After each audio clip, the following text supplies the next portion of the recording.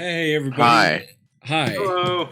Hello. It's me, Edgar.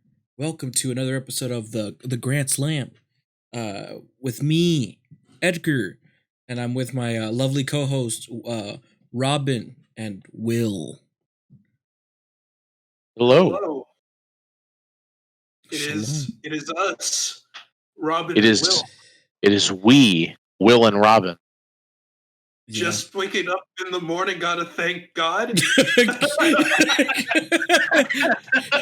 Oh, Rob is really going on Ice Cube right now. Okay. I don't know. I guess today so- feels kind of odd. I mean, it was rain. It was kind of odd because of Will had no power earlier today. That is today being May 16th, which this is probably going to go up a little later. Yeah. So, I'd say it's weird because it's like, oh, we were going to do it Saturday because Edgar didn't. We were going to do it Friday but Edgar didn't have internet yet, and then Saturday we were going to do it, but then Edgar hadn't watched the movie yet. And they were like, all right, we'll do it Sunday. Then Sunday morning happens and Will doesn't have power. And then we're like, oh no, do we have to push the show back to tomorrow? And then then as soon as we said that, Will got power. Yeah. So for people, I guess, who don't live like in South Texas or live in Texas, there was a big thunderstorm that happened a couple of days ago, and it super windy. Because since I moved back home, excuse me, that it literally moved our internet antenna, like the dish that we have on top of the house. It just did like a 360 thing, like a whole 180. And so we didn't have internet. It was always going on and off. And then there was one day where it wasn't working at all. And then we called the people, the technicians, to come in. They didn't come in that day. They came in the morning when I realized it, and I was like, oh shit. And I still needed to see the movies, but I watched it. The good thing is I saw the movie this morning, which I'm happy that I saw the film in the morning. Did you watch the extended cut? Yeah, I was trying to watch it on the HBO Max, but my internet was going a bit slow still at the time. So I was like, you know what? Let me watch it through the DVD. But the internet happened. But then now, finally, since our internet's now back to normal here, I have let me pop it up here since I'm in my house, ladies and gentlemen. Since we're in the summer thing. Also, FYI, ladies and gentlemen, this is the what we'll call the season finale. It is a season finale of the Grand Slam. Bill, the confetti.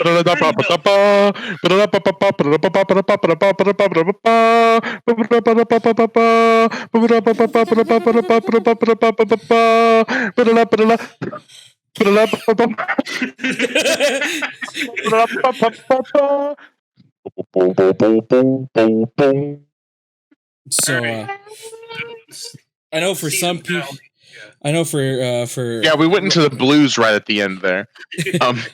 let me go into my face cam first. So I know Will and Ron will be able to see this probably until like the video comes out. Also, I just realized the cat is right behind me, and it's leave the cat in. People like cats. In fact, we have to mention the cat as often as we can. Hi, cat. How are you? Yeah. I just saw it. It was at the corner, and it was just looking, and it just came down the stairs. It's gonna probably want to go out. Hold up, Travolsky. I'll let you out in a bit. But well, actually, let me let you out real quick, Travolsky. This is probably all gonna stay in, so yeah. Why is it a Russian name? I don't know. I just gave it that name. Also, because we don't have. This is the cat. Edgar, you can't get yourself an American cat. You had to get yourself a Russian cat. Well, I mean, technically, I think it's like a blue Russian cat or some shit like that. I think. Blue Russians are just one step off from being red Russians in America. God damn it. Actually, well, okay. And of course, another animal comes in as I went to go wash my hands. Like that. It's my boy Diego. Oh, boy Diego. Hello, big wiggle. How you doing, baby? I just hear it. I hear it growl.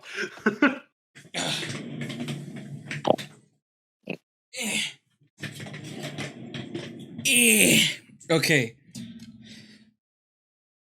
So, what I was trying to show is a couple of months ago. I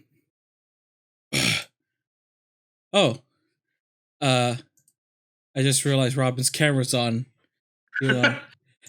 Here, but so let me see if I could do that. A needle pulling thread. You said so.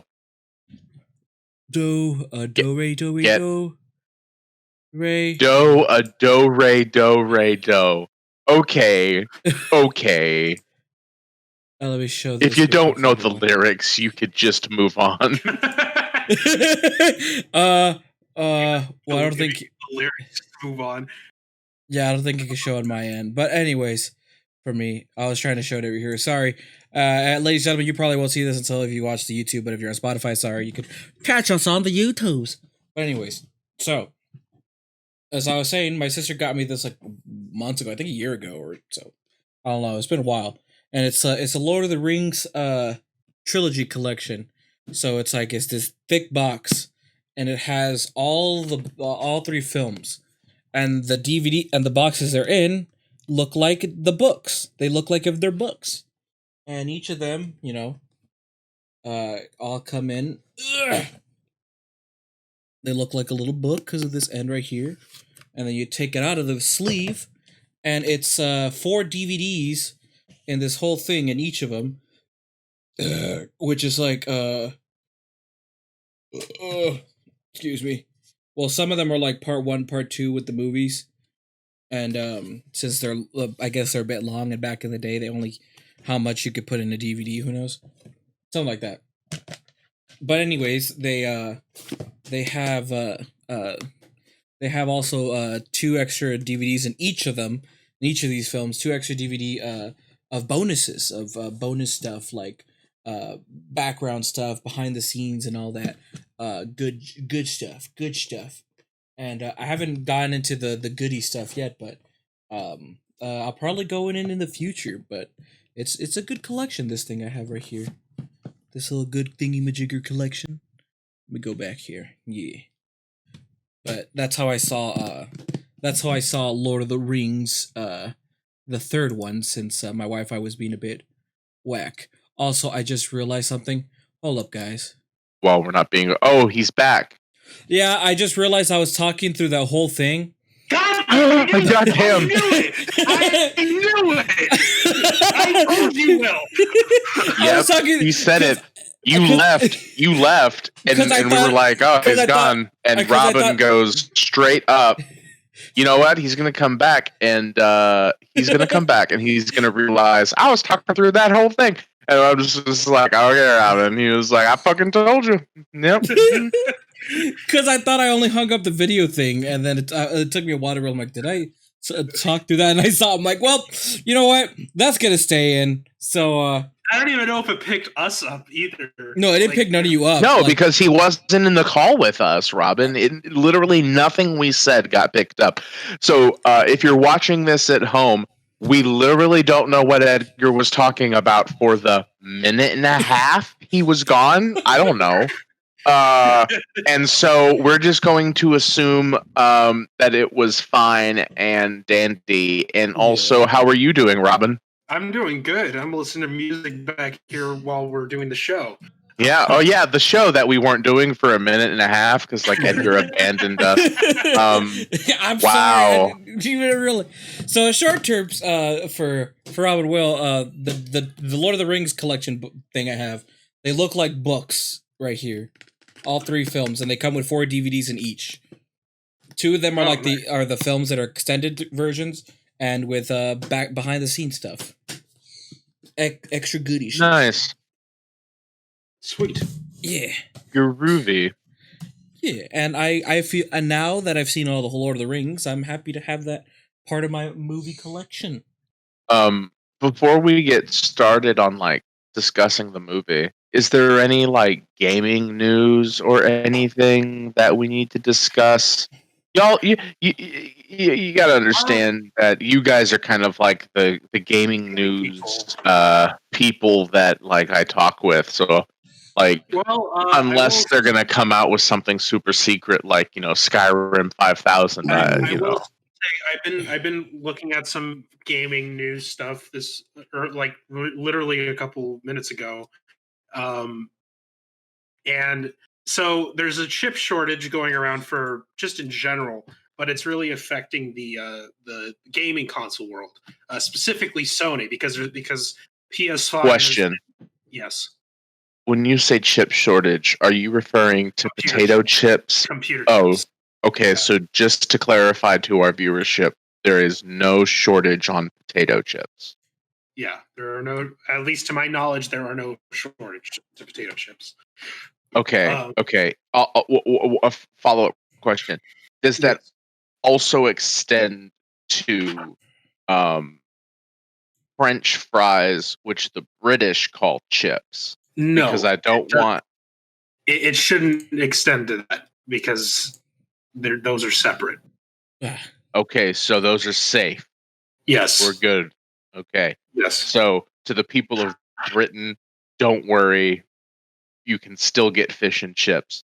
There is not a shortage of the beautiful potato, which provides the chips to accompany. I mean, unless there's a shortage of cod, but I doubt that there is because. Well, that we aren't talking about cod. We're talking about fish and chips.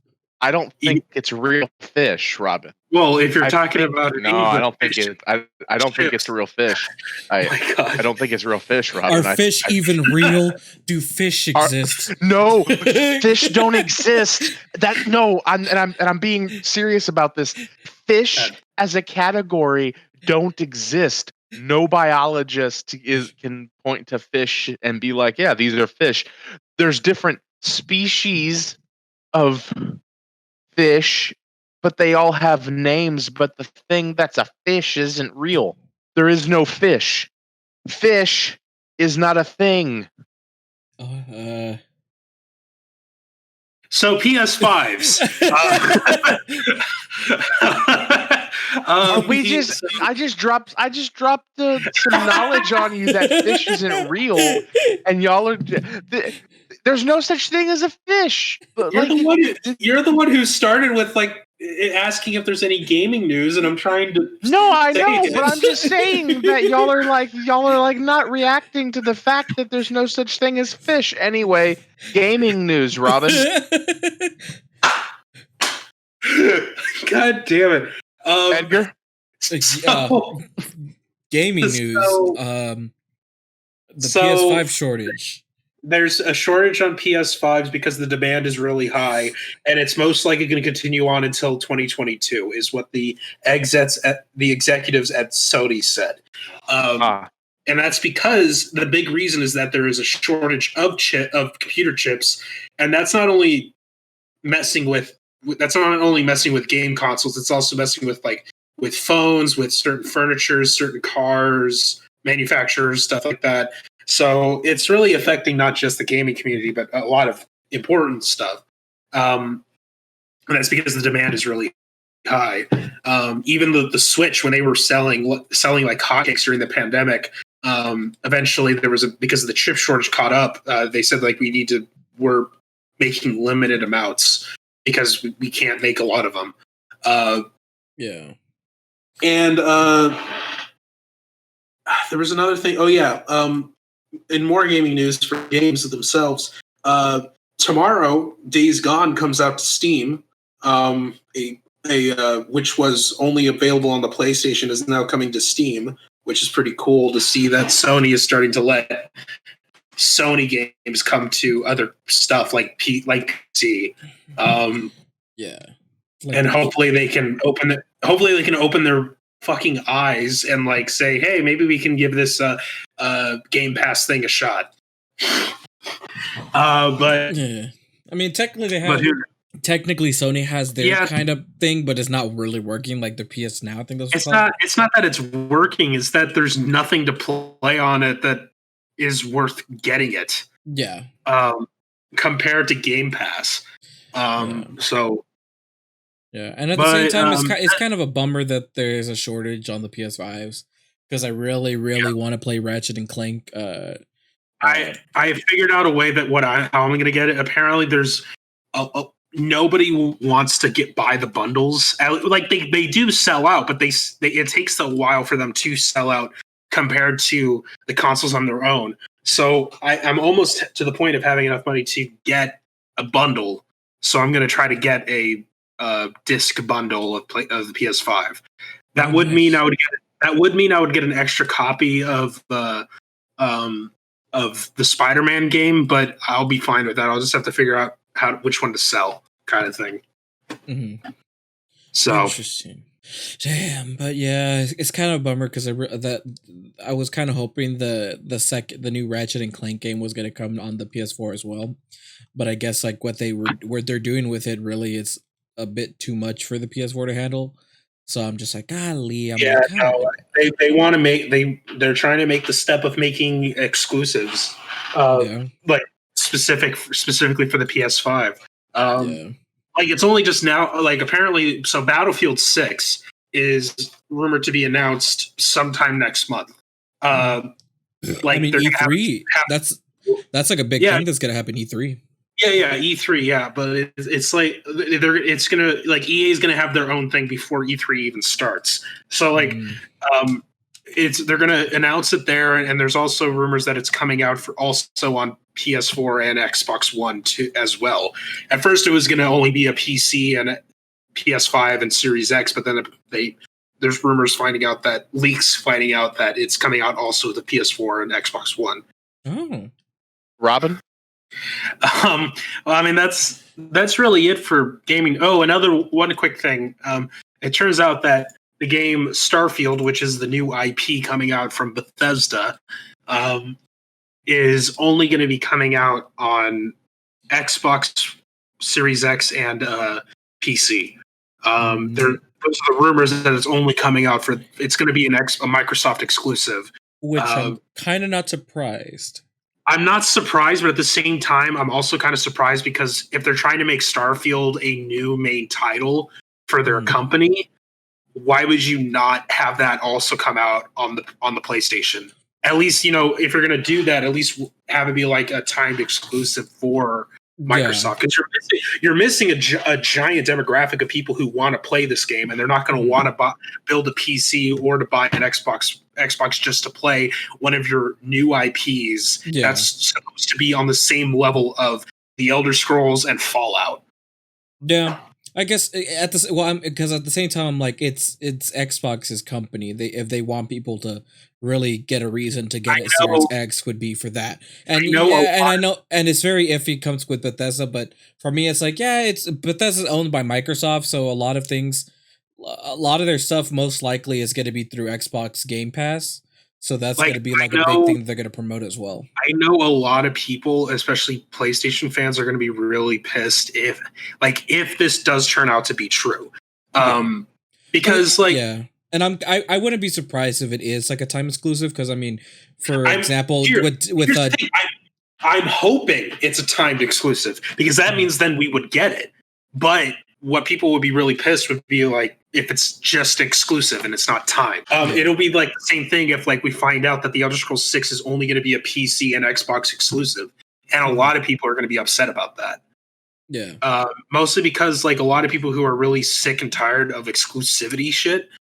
Like, I'm tired of it. Like, and I get it. Like with Microsoft, it's like, yeah, they own it, but they could still, if they're still wanting to be for the player, why are you forcing it on two platforms that not many people can get? Mm-hmm. It's always like a matter of time, especially with contracts and stuff.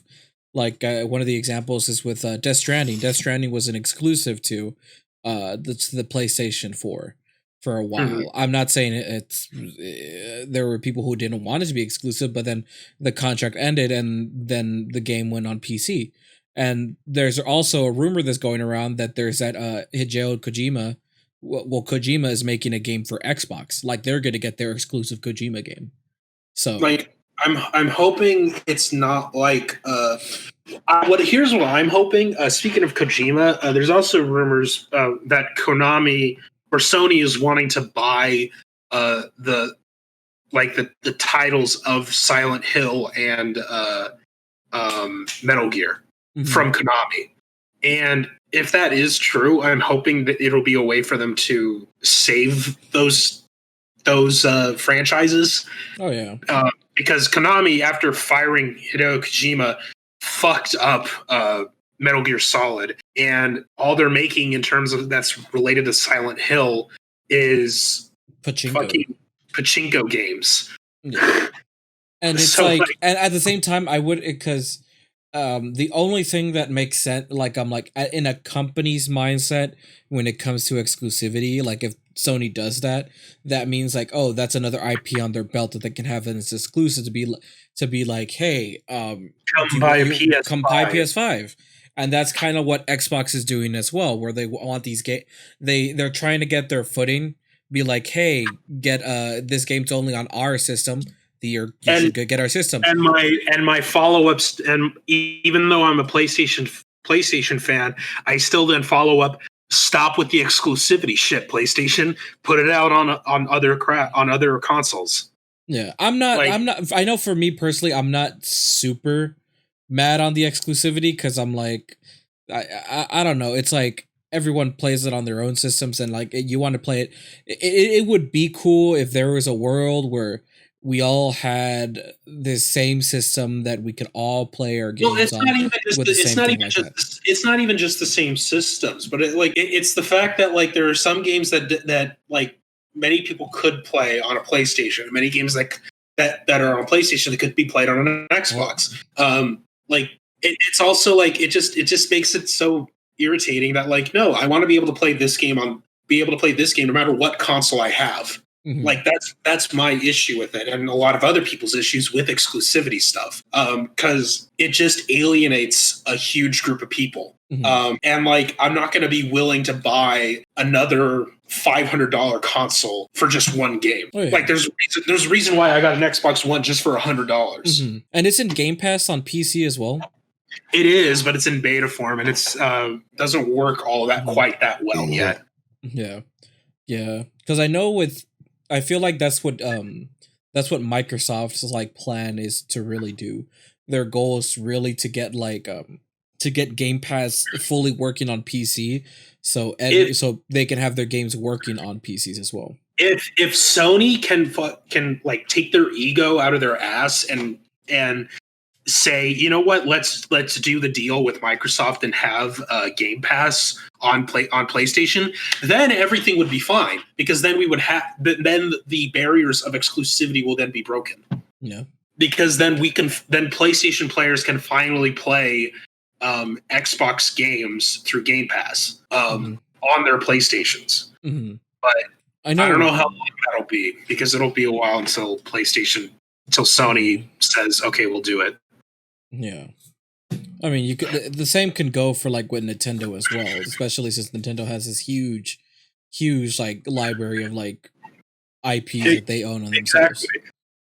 Like honestly, before the Switch happened, I honestly thought like I always thought Nintendo's going to go the way of Sega. They're going to stop becoming a game console manufacturing company and game company to then just being a publishing company, to then just making games, and that's all they're going to be making. Yeah. But no, then they turned it around with the Switch, and it was like, okay, no, they still got a while to go. Yeah, the Switch was basically their make it or break it console. If the Switch wasn't successful, they were going to end up being third party. And the one that I always thought that like could have ended up like just not doing that great until like Game Pass, which was basically Xbox. I always thought Xbox would be the one that ended up stopped doing a lot of things, especially since a lot of their sales aren't always that great unless you're in here in North America. When the Xbox One first came out, it really hurt them because they were not advertising it as a game console. They were advertising it as a fucking DVR. Yeah. So, like, that's what it also didn't help that the original Xbox One is literally the size of a fucking VHS player. Yeah. And then when you open the Xbox One up, like if you look in the inside, there's a lot of empty space on that system.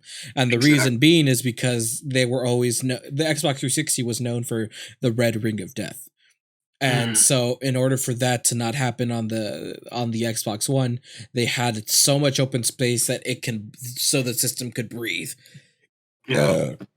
Which is kind of funny at the end of the day, but that's the gaming news. Yeah, we're more of the gaming news. Hopefully, come out should be coming out when E3 happens. So like that's next month.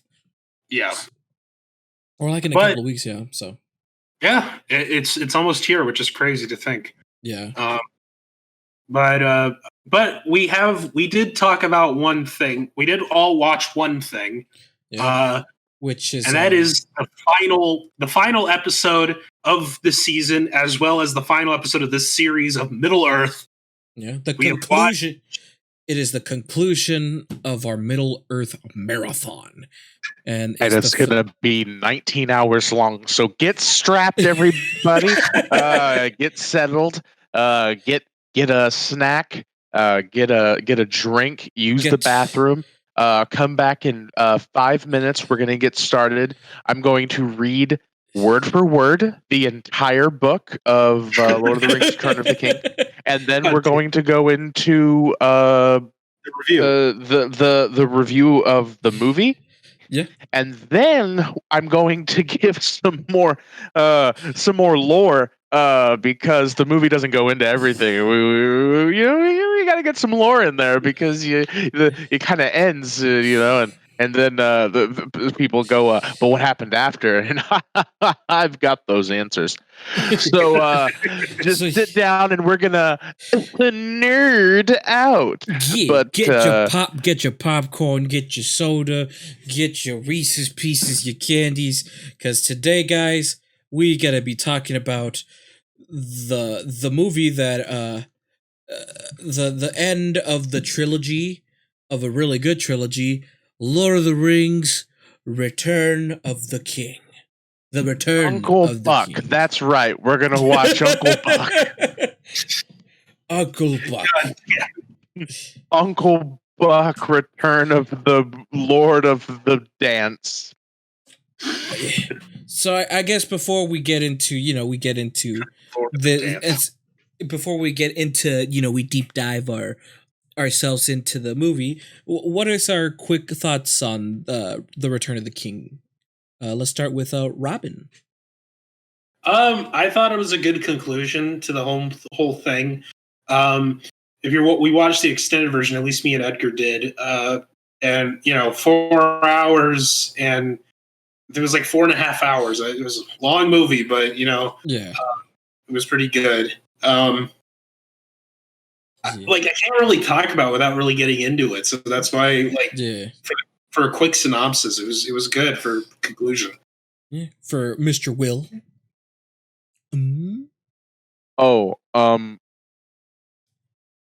It's a movie, and it has actors in it. So Robin, none of this was real. It's what we call fantasy, which is a subgenre of what we call fiction, which is what some people call being a big fat phony, because they're lying. None of it was real, but I like it. I thought it was good. Yes. I mean, you wanted a not to go into it, so I decided to say, fine, I'll be controversial. It was very good. I liked it a lot. I liked the horses and also the landscapes, which I thought were unique and well lit. I really love the lighting in this movie. I like both the lighting and The score. Score. God, yeah. Well, Edgar, what about you? I liked movie 2. Movie was really good. I think it was a perfect, as you call it, was a perfect conclusion to this, to the trilogy we just saw. And as we get into it, I will say, I did shed a tear in the film. I did. Yes. Pussy. I'm kidding. He shed a tear when the bad guy doesn't do as well as he thought he would. He's just like, oh man, I like the bad guy, and everyone's like, oh Edgar, you're a monster. Congratulations, Edgar. Everyone hates you. Everyone disliked that. You just see that in Edgar's, like in Edgar's view, he just sees that in the top left corner. Everybody disliked that. Everybody Wang Chung tonight. What the? Well, I guess we could go into this movie. How should we go into this? Go full on in with the story, or go as we've been doing it, where it's just getting our favorite parts? I mean, I honestly, I think like doing it the way that we've been doing it has been good, because it's just so much that happens in this movie. We're going line by line. Okay, we open. Exterior. Open. We're outside. Fishing scene. They cast the reel into the water. I don't fish. They cast out, and there's the worm. It's on the hook, and there's two hobbit-like creatures in a boat. The boat is made from, let's say, wood. It is a calm pond or river, possibly a well. I don't know. And there's a fish, and they catch the fish, and they're very excited. This is, again, the first opening scene. We're going to dissect everything from the movie. It's going to be 28 hours long podcast episode. Get a snack. Okay, so they cast. They're in the water. They catch a fish. The fish is really big. And the fish pulls the guy in. Okay, the guy's name is Deagle, with a D as in dog, and his, I'm going to assume, brother is named Smeagol. Now Smeagol has been introduced previously in the other movies. He's known as Smeagol or Gollum. And those are the two names. And why is he called Gollum if his name's Smeagol? We get to that because it's a flashback that takes us to the present, but it's not the present because this is fiction. So, as I've covered. So, okay, while the fish pulls the guy into the water, is a big fish. He's a small person. Big fish. And he's swimming and he's under the water. And he sees a ring. Okay, he sees a ring at the bottom of the lake or river or pond, and he grabs the ring, and it's all muddy and mucky, and he flings himself onto the banks or the shore. I mean, depending on whether this is a river or a lake, I don't know. And I don't know the geography of the place. I don't know what kind of body of water it is. I don't know if we want to discuss the possibilities. Anyway, Smeagol goes to Deagle, and then when they go, they see the ring both, and Smeagol says, "Give it to me," and Deagle goes, "Why should I?" And Smeagol says, "Because it's my birthday, and I wants it."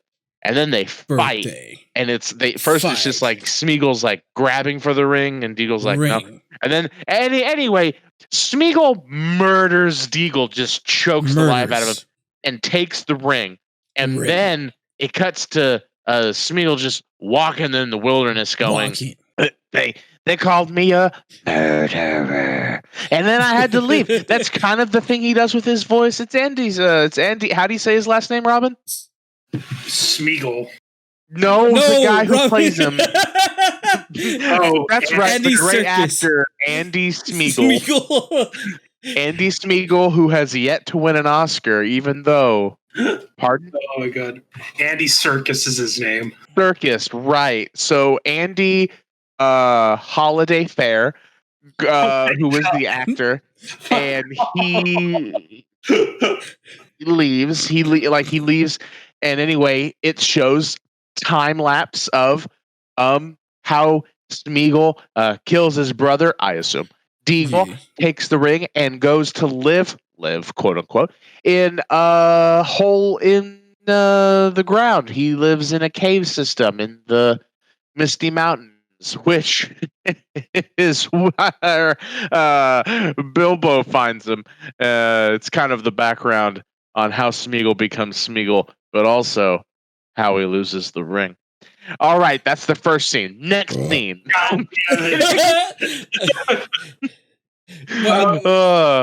Ladies and gentlemen, that's not what we're going to do. And if you made it this far, congratulations.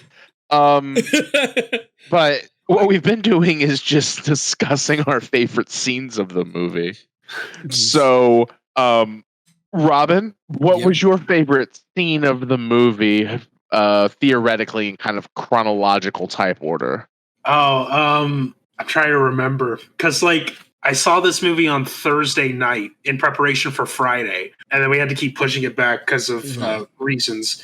And okay, we'll just talk about the movie that you've seen most recently. We'll just lie to the people. I really liked it when Black Dynamite showed up and smacked the hell out of that guy.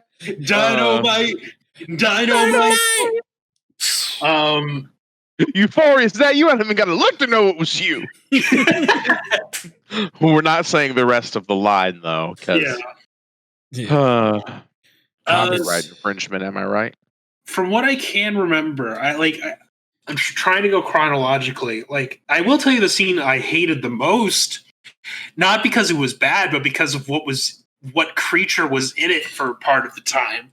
Oh, I know this scene he's talking about. I had to cover my eyes the entire fucking time because it was just too much.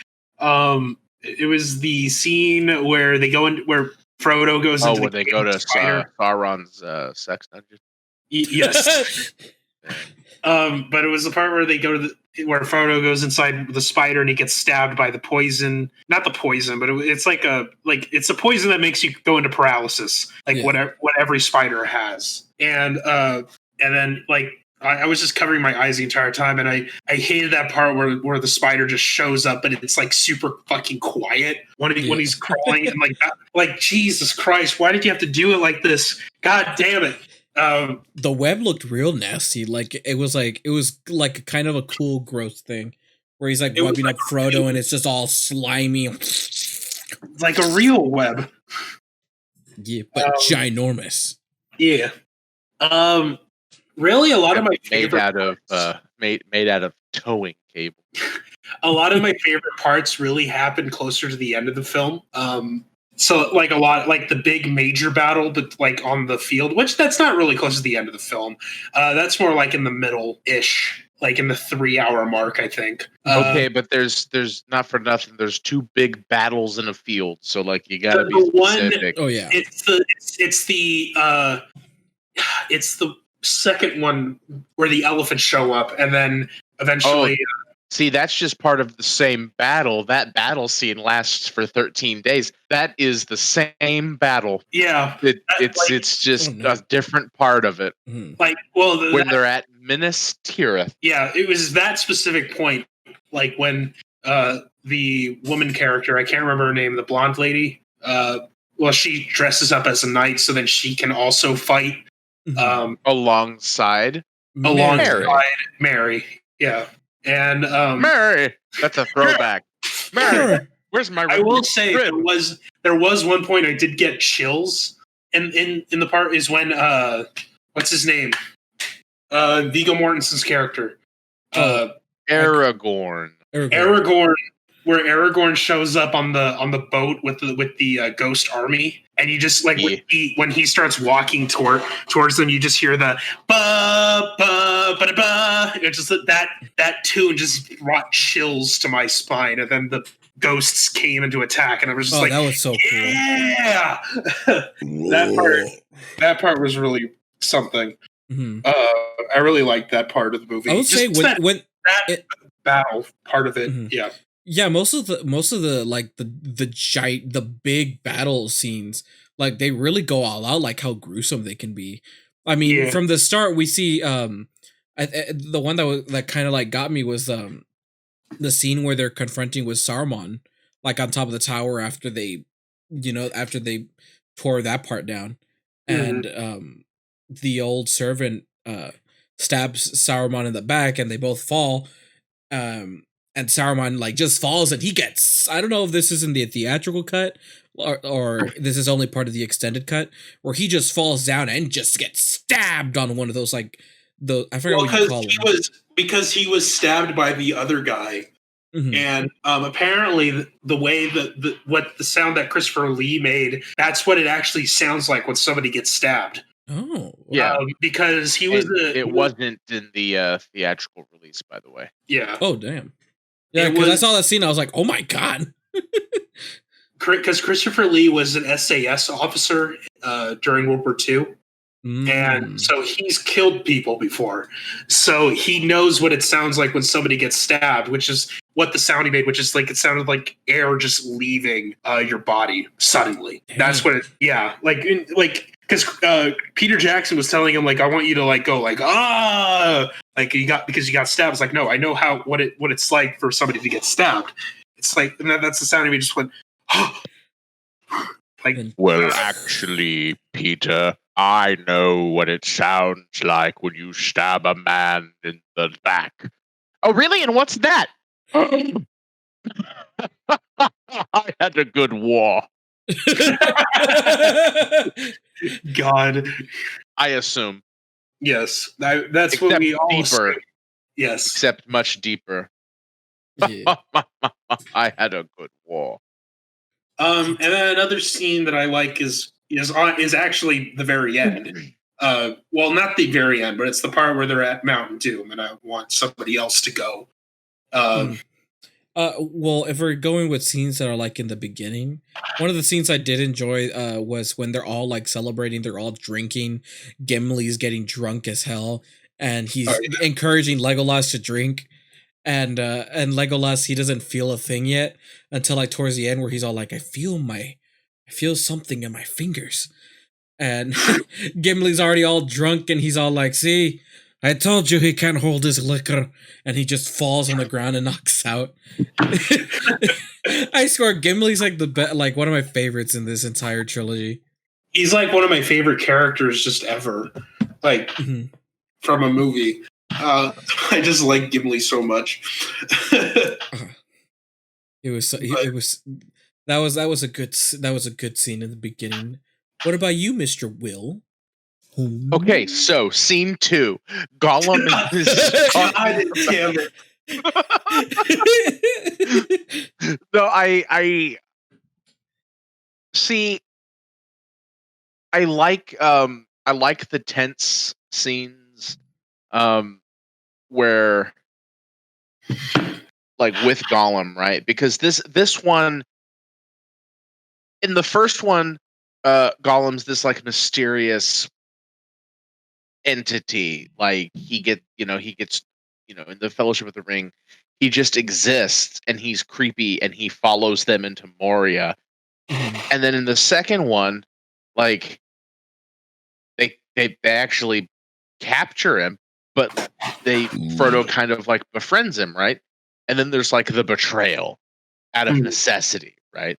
And this one's just him plotting to be like, oh, I'm gonna kill him.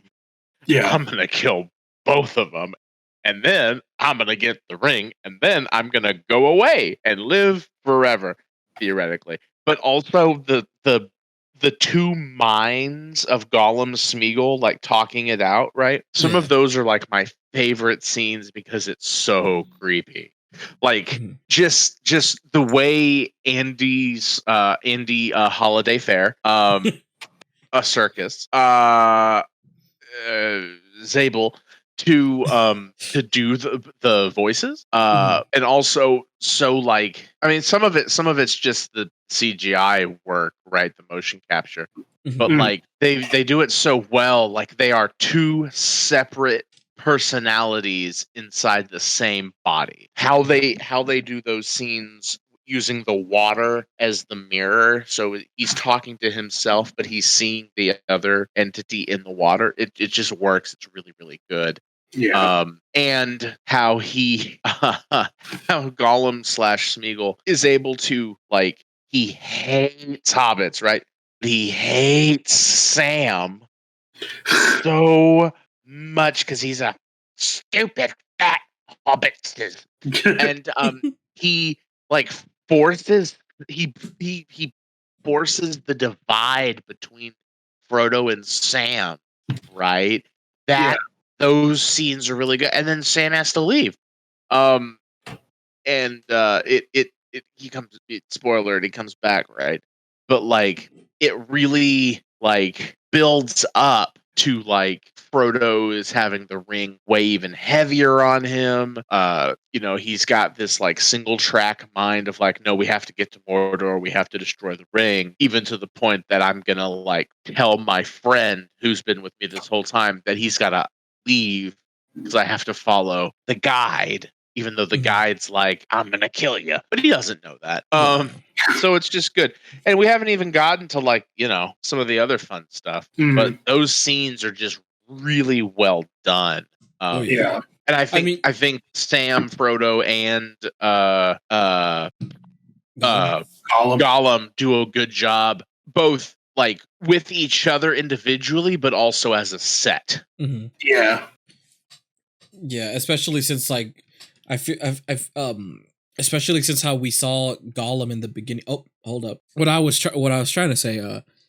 I like the how in the second film we were seeing how we felt like we were very sympathetic with Smeagol, especially how he was slowly seeming like he was gonna be like joining them, like he wanted to be good again. But it wasn't until when we saw the third film where he felt betrayed and he didn't trust nobody. It's like where he went back just being. No. Well, we already saw him getting betrayed in the second one. We see him starting to already develop his plan, literally at the very end of the second movie. Yeah, that's what I was meaning. I mean, like for the whole film, it was we were being sympathetic with him, and then in the first film, and then with this third film, that's when we start seeing where Smeagol's plan comes into place after he felt betrayed in the second film.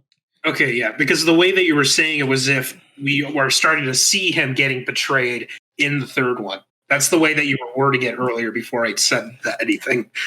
Yeah, you asshole. That's why I was like, no, hang on, that's not no. Robin fact checking here. I'm Here's some random gaming news for the middle of I know we're in the middle of the hi everyone. So we cut a lot of stuff out, and now we're here. Yes. Lord of the Ring. But also, side note, did you know that sometimes Discord messes up? But they did an update recently. But they did do an update recently because they were in talks to be bought out by Microsoft, right? Yeah, and like that fell through, and then they were like, "Hey, here's an update, and also we're not going to be bought by Microsoft." It fell through because Discord decided they wanted to go independent, and I'm all for it. Yeah, me too. I know, and then they're also in talks with talking with Sony about possibly putting this app on PlayStation. Which I feel like would be cool, though. That'd be pretty cool. Just like how, because they have a feature where you can turn on Spotify while you're playing games on, like, with the app on there. So I wouldn't doubt that they could do the same thing with Discord on the PlayStation. Because a lot more and more games are becoming interlude with each other. So like they're cross playing. Yeah. Is what I'm trying to say. I feel like they should have it like on all consoles. Yeah. Even on Switch should be pretty cool. But anyway, Return to the King. Where were we? We were talking about Gollum, and Robin was fat checking me. Yes. Oh, right. Yes. Fact check. Because we were talking about like the changes from the second movie to the first movie. I'm not sure where else that was going. I think honestly we ended that conversation. Okay, so in the third scene of the movie, Frodo, Sam, they wake up, they're hungry, because it's rough out there on the road. Yeah. They're hungry, they have nothing but bread, and they don't have a lot of it. And Edgar, Yes. Oh, but I guess we could go to Robin. God damn it. We could go to like I guess to the middle of the film and see what favorite scenes we like there. We could go further more into what our favorite scenes are. Yeah.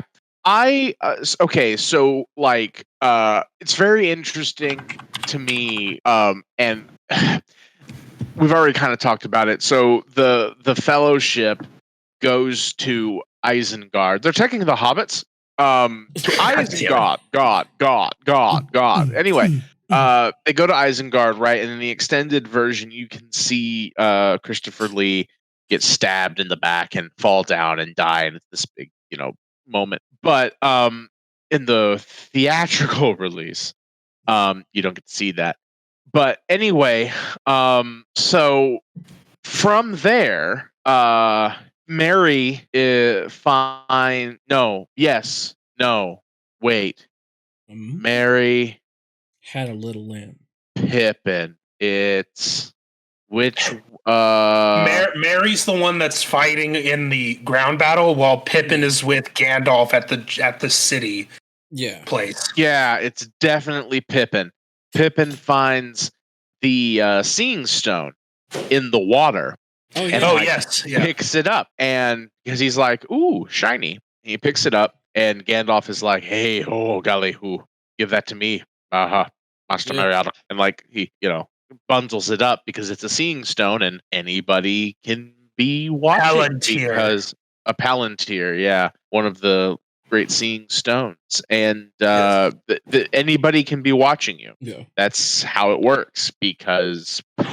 Anyway, and he a scene later, he goes to get it, and while everyone's asleep, and it bursts into flames, and Sauron is talking to him through it, right? Mm-hmm. And thus making him have to go to Gondor with Gandalf because they're now in danger. They have to divide up, right? Mm-hmm. I just really like that scene. It's just really good build up to oh, he's in danger now because Sauron knows where he is. Mm-hmm. And he thinks he has the ring, which he doesn't, but he thinks he might, right? So, and then of course they get to Gondor, and the steward of Gondor is terrible. But does a great job of being a terrible leader, but also a bad dad. Yeah. Just, not a good dad. He even gets even more crazier later on in the movie. Oh yeah, he breaks the hell down. But boy howdy, does he have a bad, a bad time. He's not the king. He isn't the king, right? Mm-hmm. His oldest son died. They're slowly being their land is slowly being anacondaed away from them. Just they're losing a little more and a little more and a little more territory. And then because he's cuckoo bananas, sends his son to just die. And then that all hits him like a ton of bricks, and he's like, "Oh, all is lost. I'm going to abandon everything, and we very well will all die."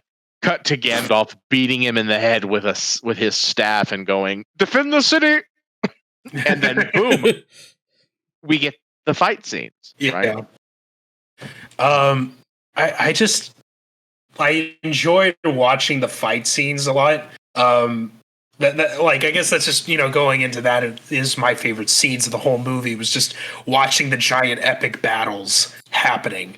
And And yeah, I mean, like the intimate moments, like in the end, I really enjoyed, as well as when they finally get to Mount Doom to throw the ring into the fire, and I guess like that's my way of like kind of getting to my favorite part of the movie, which is when Sam and Frodo get to the inside of Mount Doom, and then there's that giant like Sam is telling him, throw the ring. And then you can see Frodo is like really trying to, but he doesn't want to because the ring started to envelop him a lot.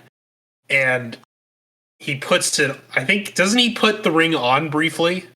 Yeah, he puts the ring on, and Sam can't see him. And, but if you pay attention, you can see his footprints. Yeah. And Gollum comes running in and like knocks out Sam, sees the footprints, just like jumps on Frodo like a spider monkey and like bites his finger off to get the ring. And then, despite the fact that he's just lost his finger, Frodo goes right back for the ring and they have a tussle. And I can stop or keep going. I mean, pretty much. I mean, like they start fighting, and then eventually Frodo is like, "No, this is destroying us." So he eventually gets the chance to then throw it into the fire, but then Gollum is like, "No," and he holds on to it until he hits the lava and fucking dies, along with the ring. So in the end, he finally got what he wanted. Yeah, he got the ring back, but he died at the end of it. Yeah. Yeah, and then we cut to how Sam and Frodo got home. Uber. Well, before we get to the very, very, very, very end of it, but the one thing that I really liked from the film is how very like morbid and like how just very gray it all felt when even after they won like the first wave of the war. It just felt it was just very gloomy for everyone, especially how many people they lost their lives. And there is a point hail the victorious dead. There was a point where Pippin was talking to Gandalf about like dying, and he's all like, I don't see it as a bad thing. It's just like it's just like another path. And I'm like, holy shit. I'm like that like felt genuine when it felt at the end. Like they both were like ready to like die at that moment. And and I was those scenes during like the battles like are one of my favorites. When there is just some like they're very gloom. And then when Pippin finds out that the king, even though his son is technically still alive, he's just unconscious, he is gonna burn his son and also him, because he lost his mind already. And Pippin runs. One correction, Edgar. He's not the king. He's the steward. Yeah, the steward of the king. He's not really king. But he's I only super correct you because Gandalf has the great line of like, "It is not your place, steward." He's not the king. His name is he's the steward. He's just there for the moment, and his family's been doing it. Just because Gandalf be sassy sometimes. Yeah, and that scene before they Pippin just like he runs through battle to find Gandalf to tell him he's trying to kill his son even though he's alive, and they're like, let's go, and then they all go and they get stopped by I forgot what they call them, those dragon looking things, but they're not dragons. It starts with an N. The wraiths. The ring wraiths are called the Nazgul. Yeah. I don't know what the dragon type things they're riding are. They're not dragons. But they're called the Nazgul. The riders are called the Nazgul. Yeah. And I like how they were stopped by them. And then there was a point where that same person he heard, he went down, he was fighting the girl that was hiding herself in the war to fight.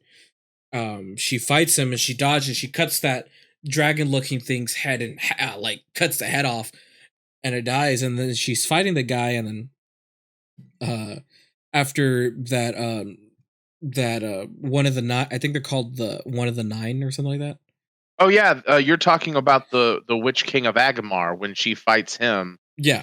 Right. And Yeah. because King Theoden has been like struck, and his horse is on top of him. Yeah. And like she gets in the guy's way, and he's got a huge mace on a chain. Mhm. Like she's fighting him. Yeah, and I really liked how like he died. It was like I was like, oh whoa, where it's like if there's a black hole in him and it's just sucking everything in him. So you see like the helmet like crackle up and get dented from the inside. Yeah. Excuse he me. just gets enveloped by like a black hole. You know, I always think like the way that like imploding, I always think it looks like somebody's getting like enveloped by a black hole inside their body. Yeah, and I was like, whoa, that's cool. That's what I thought when I was watching that, and then the elephants coming in, like that whole sequence when they're all coming in was really cool. And then when Gimli, Legolas, and Aragorn, I was like Ag something, but I like Aragorn. When Aragorn came in with the army from the Ghost, the army of the dead, the army of the dead, and they all came in charge. And you could see in the background when like they're already winning, that you could see the army of the dead, like it's like all running in the background, and you see them like like climbing on top and trying to pin down this elephant. And I thought like even the background fights that were really cool, especially that part really was kind of like the nice like thing, like the nice cherry on top of that, where you just see like the army of the dead in the background just grabbing that elephant and the army there and just piling them down until they all like crumble and fall. Yeah. Yeah. Yeah. Well, I mean, so can we talk about like how they got back, and then they got back home with the eagles, then you kind of bring up, why didn't they just fucking fly there in the first fucking place? Oh, okay. You want to know why they didn't just fly there in the first? Oh, Robin had to bring it up. Okay, here's why. Get ready for some lore. Okay, you know what? No, I don't have to do this with lore. I can just do this with common sense. Hey, Robin, you know the Nazgul, the things that like ride on those big freaking yes, I do. Cool. There's 9 of them, right? So like they exist. Yeah. And also the eagles, they like they're like big and visible, and like Sauron would like probably see them coming. Also there's like a lot of orcs, right? And they've got like bows. And eagles are like really cool, but like if there's a lot of orcs and they're just like, okay, shoot the birds. They shoot the birds, and then like they're dead. So like there's a lot of people in the spies. They hadn't taken care. I'm not done. They hadn't taken care. They hadn't taken care of Saruman. They hadn't, if they had just taken the eagles and just been like, all right, let me just yeet this ring into the fire, they'd have been killed. Like, also, second thing, the eagles are a noble race, that they aren't just like dumb birds, and they're not a fucking taxi service, okay? Guess what? Gandalf isn't friends with them. Yeah, like, that's what I was knows them, but you want to know who's friends with them? Who? Radagast the Brown, because Radagast the Brown is friends with all beasts and woodland critters, because that's his thing, because he was sent by the valor of nature. The valor are basically gods, and he's like like an archangel. All of the Mithrandir are all of the wizards. They're Mithrandir. They're basically archangels. Here's some lore. So like he was sent by the nature goddess, and guess what? He pretty much went, okay, yeah, cool. I'm just gonna hang out in nature. So guess what? He's friends with the giant eagles. He's friends with them. Every time the eagles show up, it's pretty much 99% that Radagast the Brown sent them a message. When Gandalf gets captured by Saruman, and he's on top of the tower, and he catches the moth and like whispers to it. Moth doesn't go to the eagles. The moth goes to Radagast. Radagast gets the eagles to go rescue Gandalf. Gandalf don't know the eagles like we think Gandalf know the eagles, okay? And also, they're doing their own things. There's a leader of the eagles. He's like a king. They're like trying to like hold on to their own territory. That's why in the Battle of Five Armies, the eagles are one of the armies because they're their own peoples. They're just eagles, you know. Anyway, go, and it would be a stupid thing to just like drop into Mordor and be like, okay, cool, hey, we're gonna destroy the ring. Like everybody knows you're there to destroy the ring. There's only one reason to go to Mount Doom. You flew directly there. With no backup, by the way. It's not like there's going to be people at the gate. We have flown in, right? You have the meeting in the Fellowship, right? And they go, okay, we'll go. And then Gandalf just goes, why don't we get Radagast to bring us the eagles? And Elrond goes, yes, Mithrandir, it's fine. And then cut to them being shot out of the sky and dying. Also, now Sauron has the ring. Oh, cool, he's back. Oh, cool, everyone dies. 5-minute movie. And everybody lived happily ever after. The age of the orc did reign. Yep. Now we get to eat man flesh. Secretly, this was entirely the orc's story. Yeah. Actually, the whole time, this was a story of a girl who got a river and ran the whole world. She drowned the whole world. Okay, remember back in the Fellowship of the Ring where Sam doesn't want to get up and dance with her name's like Rose or something? Rosie. She's eventually who he marries. Yeah, guess what? When Sam and Frodo left, she was the girl that cried and drowned the whole world. She's like, I liked him. Wah. And then her heart was broken, and she became the Lady of the Lake, and then later gave a sword to King Arthur, who befriended Merlin, who had changed his name from Gandalf. Oh my gosh. We've just connected two fandoms. It's a whole circle.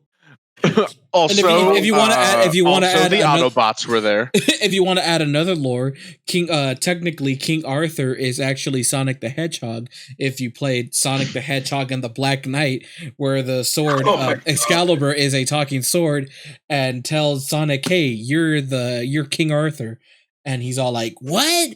Chili dogs? Gotta go fast!" God damn what? it! Chili? What? What? Cubs win. Cubs win. In a world where Sonic is voiced by Harry Carey and Sonic's character has Alzheimer's in this version of the game. What? Cubs win. Cubs win. Cubs win. It's like, Knuckles, you really need to get Sonic back home, okay? Tails, I know what I'm doing. No, clearly you don't. No, he's walking around trying to get rings again. He needs to be at home sleeping. His brain is deteriorating away, for God's sakes, Knuckles. I'm sorry, I don't understand. Of course you don't. Of course you don't, Sonic, okay? Anyway. I gotta go stop buy everybody in this stadium a chili cheese dog. So, Harry, there are 15 1,000 people here today. You're a pensioner. I don't think you can afford to buy everybody. No, everybody gets a chili cheese dog. It's an all-American chili cheese dog. It comes to bun, toasted, chili, it's all-American beef sausage wiener, some ballpark chili, some shredded cheese, onion, and mustard. That's the way it comes. You can't change anything. I'm actually allergic to mustard. Well, then you're gonna die. You're just gonna die because it's the only way you can get a Harry Carey hot dog mustard. But mustard with hot dog. That's how it works. How it's worked. All right, we gotta put him down. Whoa, Cubs win. Cubs win. And scene. That was Harry Carey saves Harry Potter from Mount Doom in the Star Wars universe. So starring Sonic the Hedgehog. Starring Sonic the Hedgehog. Thank you for coming to my TED Talk. Yeah. God damn it. Well, I think that's about all the time we have here. So, Robin? Well, I mean, basically to wrap it up with the movie. So like, yeah, there's a movie. So they get back, and Frodo ends up writing his book about his adventure, and then his book was called Harry Potter and the Sorcerer's Stone, and it sold very well. But then he turned out to be a turf. But it's like basically they finally get there and they have this moment of just like silence where it's just like, yeah, they won, but like they're all like they have that face of like.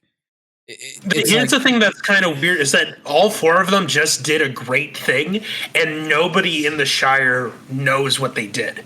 Yeah, they know. They get told. They have a book. He writes a book.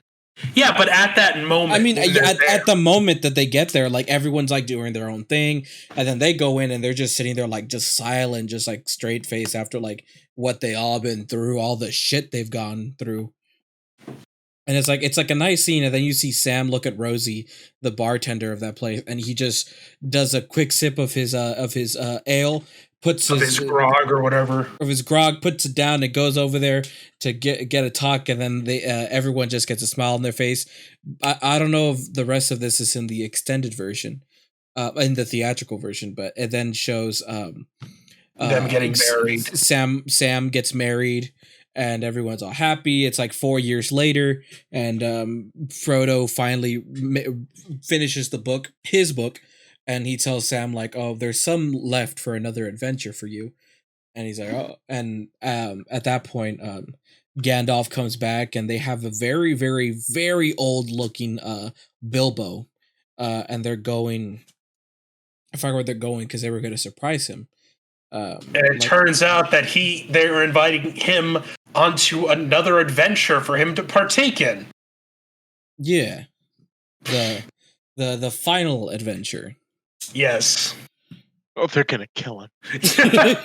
This is your final adventure, Bilbo. Oh gosh! And then I think I'm ready for one more adventure. Single pistol shot. And then the sad part. And then what happens next is then Frodo deciding. It starts off with because like all the other wizards are going as well, and Gandalf's part of it, and then everyone's really like sad that Gandalf's leaving.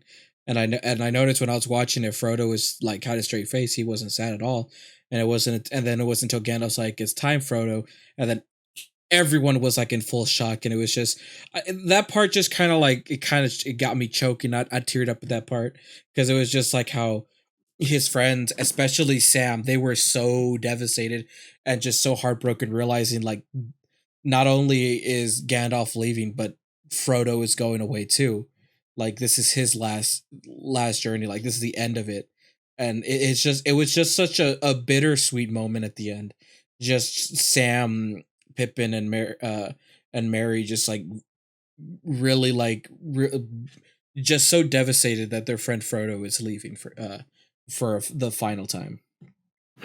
Well, and then Mary walks up and goes, Frodo, I understand you're leaving. Could I have your house and all of your worldly possessions? Can I have your tobacco? And it was just Mr. Krabs in a Mary outfit going, Oh my- "Hello, me boy. I hear you're leaving." But yeah, it's very sad, right? Like all of the elves, with two important exceptions, leave. And this is more lore for you, right? So Aragorn becomes the king of Gondor, right? And he lives a very long life. Like there's something about his bloodline that he's very long lived. Yeah. So lives like a long life, and he eventually dies, right?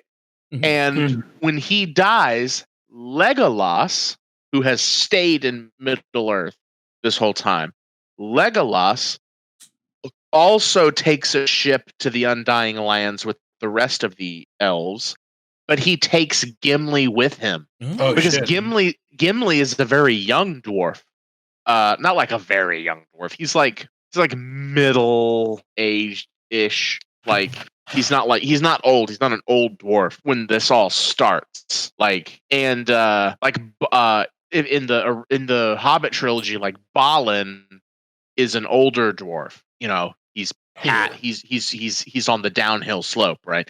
Gimli's like not quite approaching the middle of the slope. Like, you know, anyway. So Legolas and Gimli go to the Undying Lands together to be friends forever. Oh. Okay, what happens to Sam? Sam is devastated.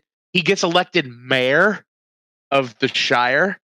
He has like 13 kids with Rose, and like they have 13 kids, and then she dies, and guess what? He goes to the Undying Lands too. So, like, you want to know why? Why? Because he was a ring bearer. The three living ring bearers were Bilbo, Frodo, and Sam. Because Sam had the ring for a period of time. Oh yeah. To lighten the load, as they made him say in the. So what happens to Pippin and Merry? I can answer that, but Robin, you have another question? Like in addition? What happens at the Undying Lands? Is it just like another metaphor of death? Is it super heaven? No, you live forever. But it's like more bliss. So there's this whole thing. Oh gosh, it's like the elves. Okay, the elves, the dwarves, were both races that were made by the Valor, the gods. Different Valor made different races, right? Mm-hmm. And like, there's like a lot of lore that we'd have to dive into. But basically, the elves are immortal, right? Like that's one of the traits of elves. They can die from wounds, but they're immortal, so they can like go to the Undying Lands where it's peaceful and everything, right?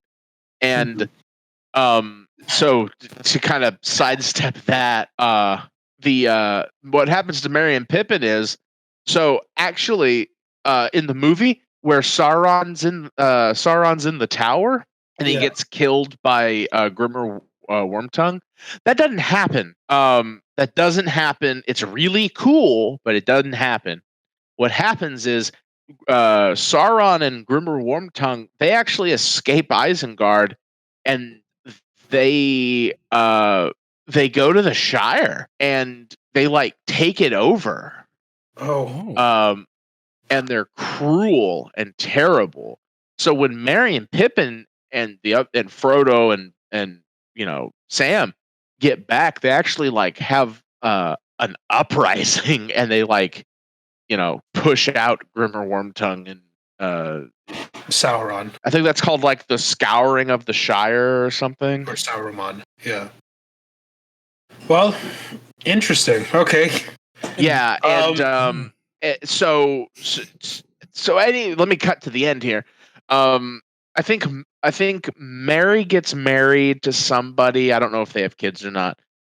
Pippin like goes to live in Gondor, and at some point Mary joins him in Gondor, and they both die in Gondor at like natural causes, old age, but they're buried in a crypt together. And I think it's the same crypt. I don't know this for sure, but I think it's like the same crypt that Aragorn's buried in because it was like they had such high honor, right?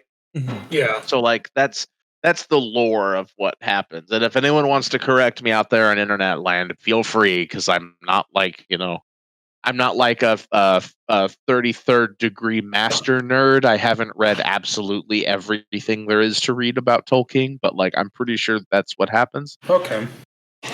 But yeah, Well, and Sam goes to the Undying Lands. So there you go. Stuff. so shall we get to our ratings for this movie? Okay, so scene 4. We open. So it's Aragorn. Robin, since you started off, Robin, what is your overall ratings and thoughts of the Return of the King? I'd give it a 5 out of 5 stars. I think it's a really good conclusion to the movies. And it even though they're both theatrical and extended are long, it's really worth to sit through the extra hour to see it. So, I'd recommend watching all 3 of them. They're really good films. So yeah, that's my thing. 5 out of 5 stars. Alrighty. Mr. Will, what is your overall rating and thoughts of The Return of the King? Oh, it's really good. Lives up to the day. The king comes back. It's great. No, it's wonderful. I liked the scenery.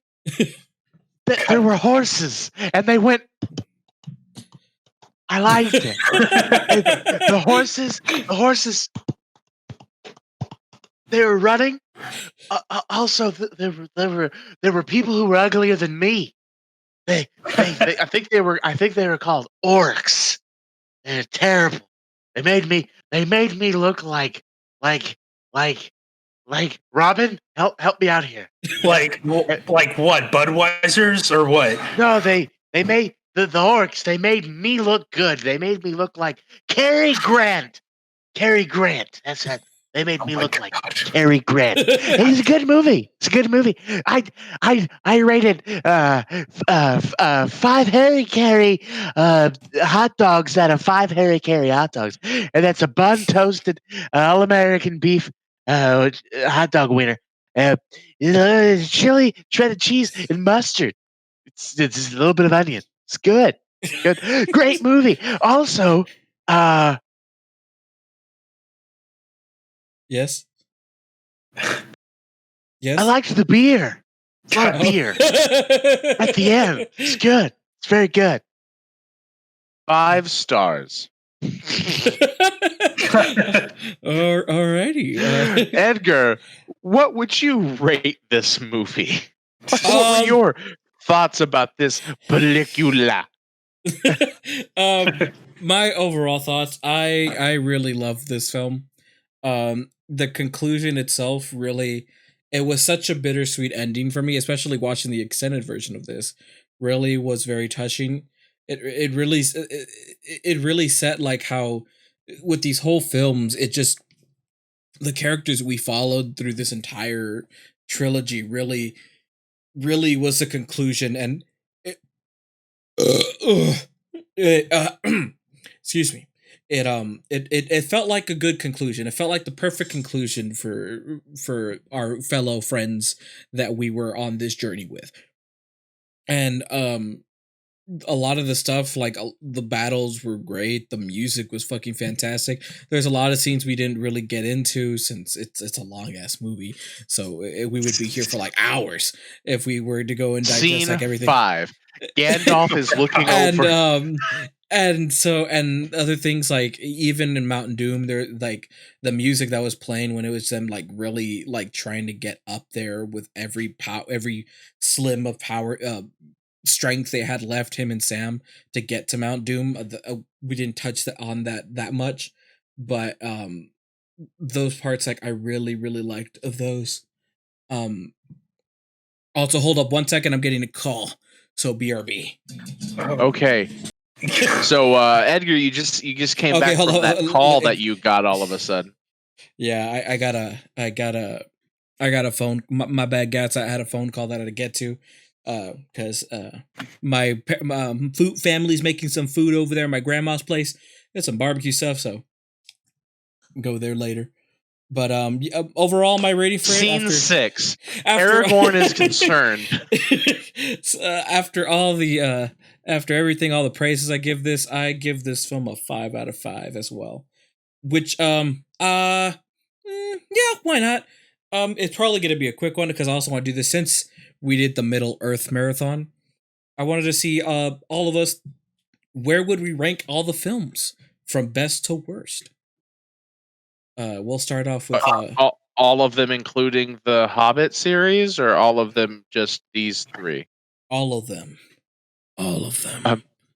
Oh, okay. Start with Will.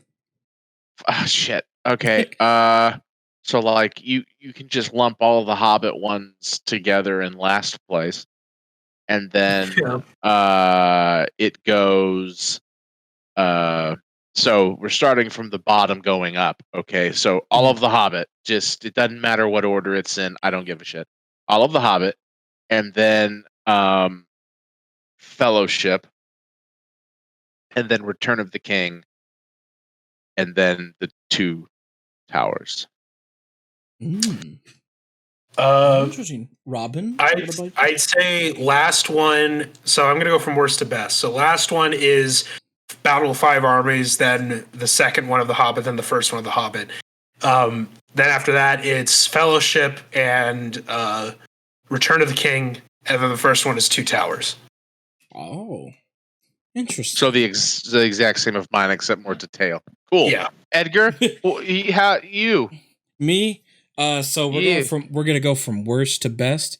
So the bottom, it's gonna be Hobbit, Battle of Five Armies. That's where we're gonna be, and then next is gonna be Desolation of Smog, and then it's gonna be An Unexpected Journey, the first Hobbit, and then this is where I'm differ, the 2 Towers, and then Return of the King, and on the top is Fellowship of the Ring. So you're just wrong. Got it. Cool. Awesome. I was almost about to say the same thing, Will. Hey, no, the Fellowship's really good, right? For me, the reason Fellowship is on the top, other than the other 2, I felt that it was such a strong introduction, because as you can tell, even with the Hobbit, like the reason I have the first Hobbit on the top is because what I liked about it was the characters, like just characters discussing and just talking and just interacting with each other.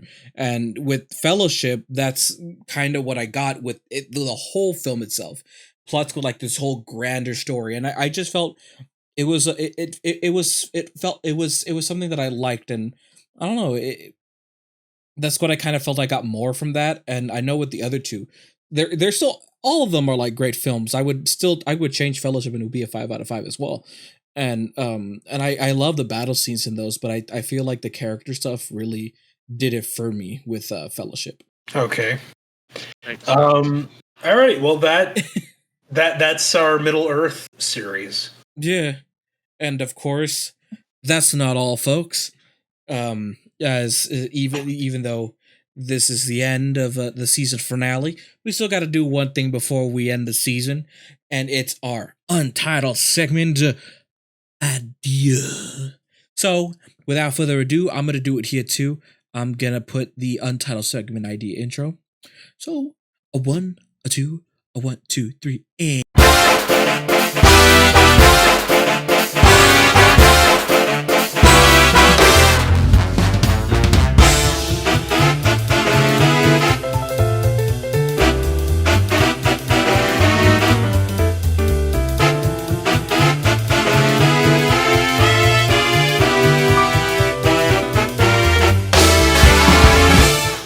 Untitled segment idea. So yes, okay. Mr. Robin, what have you recently seen, watched, read, eaten, etc., etc., etc.? Well, I'm getting back into playing this game called Roller Coaster Tycoon. It's a old game from the mid 2000s, and they made a compilation version. It's a remaster of both the first one and the second one, plus its expansion packs, and they compiled it into one game called Roller Coaster Tycoon Classic. It's on Steam. It's really fun to play, really nostalgic, and I highly recommend it if you're into a tycoon type game and you're into theme parks. So that's what I've been doing. Very, very nice. I like that. Mr. Will, what have you recently seen, watched, read, eaten, etc., etc., etc.? Well, oh geez, I feel so on the spot. Books. No. Yes. Well, yeah, books. I've read books. Reading books. Well, I've been playing some Hearts of Iron. That's fun. I've had a couple of bad campaigns with that. I did. I have a pretty good one going right now where I'm South Africa, and I am. To see, Hearts of Iron is a paradox game. You can play as different countries, and you fight in wars. It's basically like World War II era, right? And essentially, I'm South Africa, and I am taking over all of Africa as actually the Empire of Zimbabwe. So I'm slowly moving up Africa. Meanwhile, there's a whole world war happening around me, and I am not involved. I am just taking over Africa, and I'm playing decolonized. So, like, the British and the French and the Portuguese don't have colonies in Africa. They're just the nations of Africa as they are. So it's pretty fun. I'm kind of playing on easy. I'm just kind of having a good time with it. I'm not trying to get like really good at the game, but I'm enjoying myself. Nice. What about you, Edgar? What have you recently watched, played, or whatever, etc., etc., etc.? I've since I got back home, I've been playing some Animal Crossing, just from here and there, just checking on my village, getting more stuff for my town. But the game I'm actually playing right now is I reset my game and I'm playing a new replaying The Legend of Zelda Breath of the Wild. Because I was just watching, videos, YouTubers playing Breath of the Wild, like some previous ones when it came out. And I'm like, you know what? I'm like, I really just, I kind of miss playing the game. I'm like, I want to go back and play it. It was so much fun. And going back into the game, golly, it's so fun. It's such a good game still. Like, there's some issues with it. It's like the usual issues. But it's like playing it now, like even in my brain, I'm super excited, and I'm so excited for the sequel, and I'm really hoping they do more with it. And it's just like the ideas come out of like what they can do for the second Breath of the Wild, which I really, really hope they show at E3. They've said it before. They said it this year. They have stuff to say about Breath of the Wild 2 coming this year, and that's what I've heard, and I'm hoping we hear some at E3. I started playing that again too, like in the middle of the pandemic, and I still like it's a really good game. Like it's up there for a really good Zelda game, like as one of the best ones. But does it beat Ocarina of Time? No. I know for you, I've never played Ocarina of Time, so I can't say. Well, because like Ocarina of Time, like I'm not saying that Ocarina of Time like shadows Breath of the Wild. I'm not saying that at all. I just think that it's like this is a really bad example, but it's remember the Twin Towers? How there was one of them had like it's like one of them had a tall spire on top of it. That's kind of like Breath of the Wild. It's a little bit taller than the other one, but they're both almost equally the same in terms of greatness. But you know what ended up happening to them. I'm sorry. Did you just make this? No. Robin. We're never gonna get sponsored.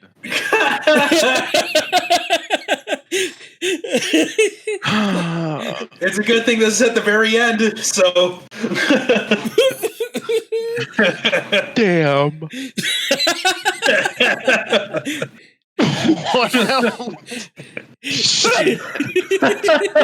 And for everyone of the people at home, this is no insult to what happened in 9/11. It was. I'm literally Edgar, talking about the buildings. Edit all of it out. We ain't apologizing for shit. We gotta edit this out because we've got to let Robin just he's out there alone. Okay, like I can't talk about the building structure. Like I can't talk about the buildings themselves. Robin, because a terrorist event happened and it ruined the idea of talking about the buildings. Robin, you could have chosen a different fucking set of buildings. There were so many other. There are no other buildings that look exactly the same, but one of them is slightly taller than the other. You could have made the comparison. Robin, you're at your computer. Google tall buildings. You could have compared like a remake with a movie, or like a movie with a sequel. You know, you could have done those. Look, I'll make it solid for a bit, and then you could use another comparison, and I'll do the magic of editing to make it seem like that's what you were saying. Okay, all right, sure. Give it 5 seconds. So I like to think of it as, the Twin Towers.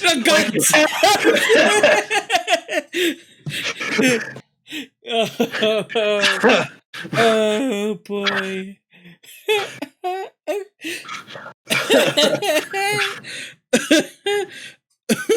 Well, you made that decision. And now we're going to leave it in. Okay, I'm going to give you one more chance, Robin. Give it 5 seconds and use a different comparison, like with a video game or a movie or anything. So, 5 seconds right here, now.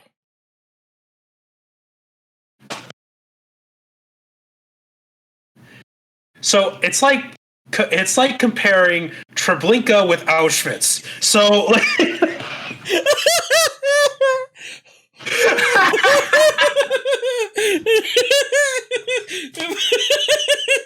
Oh my fucking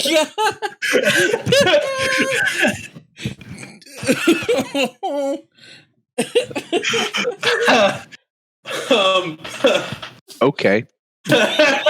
Well, Edgar, you know what? Edgar, just edit out everything, Robin. All right, no, I have one that's appropriate, I guess. Okay. 5 seconds.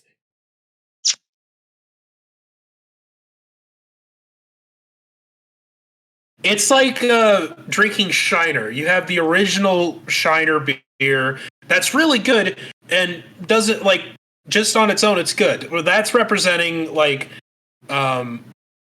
that's representing Ocarina of Time. The original, it tastes good. Like you can that is always a good one to go to.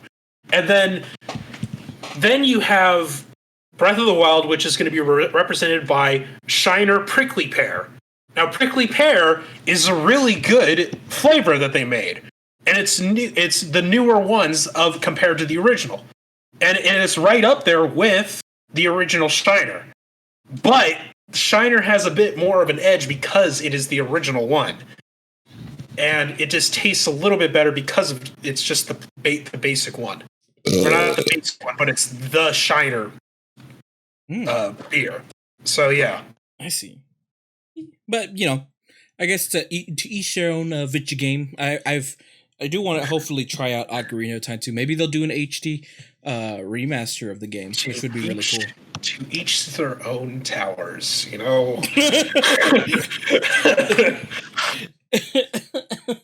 If you're gonna at least keep in me bringing it up, and then you do there's a long not a pause, but just a long Will doing a bleeping sound effect, or it's the please stand by, and then it cuts to that. I'll put.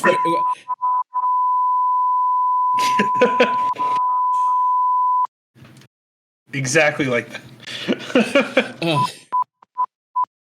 Because that shit was funny. Oh, God. Yeah, I'll just make it. I'll put Twin Towers bleep and then that. Yeah, there we go. But yeah, this is well, yeah, this is the season finale of season 2 of the Grand. Didn't find that joke funny at all, Robin. I found it. It's the cancel.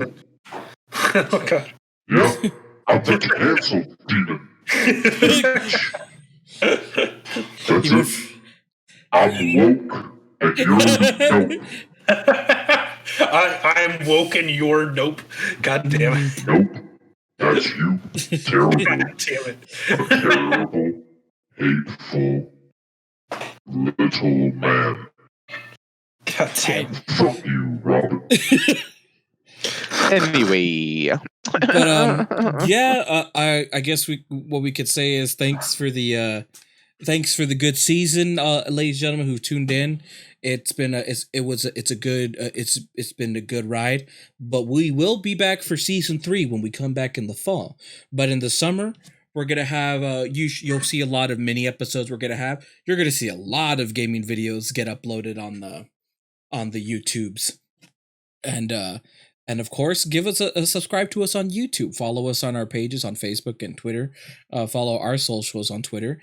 And you could also give us a follow on Spotify as well. Go do that. Same thing with Twitch, because you'll see from here or there some video game streams coming on, and we're still gonna be here for the summer. So don't worry. We're not gonna be gone. There's gonna be stuff that we're gonna have uploaded on Spotify, on Twitter. So just keep your eyes and ears peeled on our socials. we're gonna do a musical. Robin, Edgar, and I are gonna do a whole musical. It's kind of like a cross between Hello Dolly, Les Miserables, Urinetown. The cats. Cats. There are lots of cats, and by cats I mean dogs. The whole third act is just dogs on the stage, and one of them poops, and it's fine.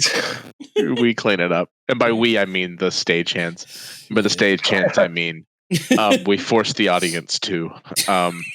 But anyway, we're gonna do that, and if you have any friends who are editors, that might be good, because we have not edited anything. But I hear that's how it's done. There's some professional theater directors that don't edit. Shout out. So yeah, maybe we need an editor, maybe we don't. But it's gonna happen, and the show's called Robin. The Grand Slam. Goes to Puxatawny Phil's house. That's right. The Grand Slam goes to Puxatawny Phil's house, and it opens with a kind of a lampoon on Rent, but like sadder. 35,600 something. Dildos. Any last words you guys want to say to the audience before we end the season?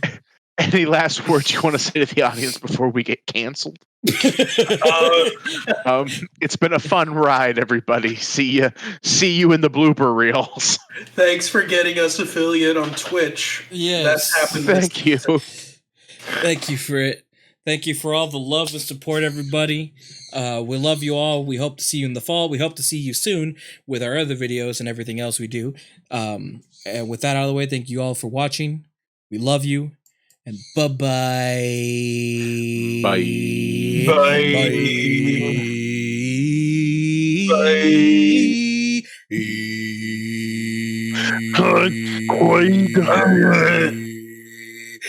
Quaid. Quaid. I need to go poo, Quaid.